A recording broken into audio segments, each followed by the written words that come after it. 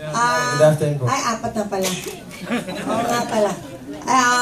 Kayo ba naniniwala sa duwende? At nakakita na ba kayo ng duwende in real life?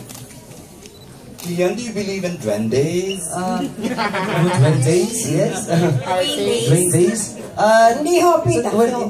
Ako kasi pwede akong medyo.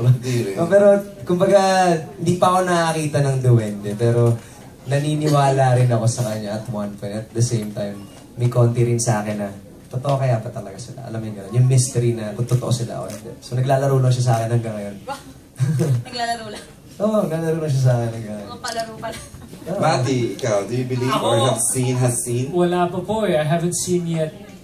Baka in the future, makikita ko na sila. Hindi ko pa po alam. Hindi pa ako sigurado eh. I'll believe it when I see it.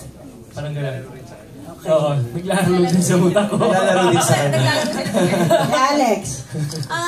Ako na, dahil ang dami-dami po nating naririnig na kwento tungkol sa kanila. Tapos may mga mabuti, may mga pangit, di ba po? Minsan nakakatakot. Pero mas gusto kong paniwalaan na kung meron man, kung totoo man sila, is yung mabuti sila, yung nakakatulong sila. Parang yung mga duwending kasama namin dito sa Inday Putik. Pero di ba po ako nakakakita? Pag nakakita ka, kailangan puti o pula kasi swerte daw yun. Huwag lang yung itim. Madalas itim eh. Pulayan mo na lang ng pula. At saka kung halimbawa lang, may manligaw sa yung duwende, halimbawa lang at napakayaman niya. Yun nga lang, duwende siya.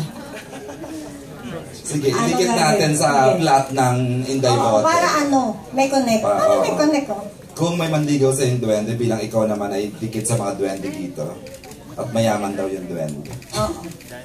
As ano po ba? As Inday or as a person? As a person in real life.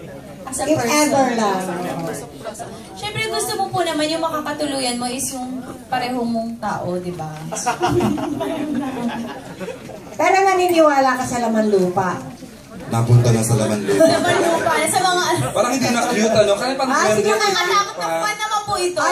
Ganon. Sige, alam ko nga magical lang.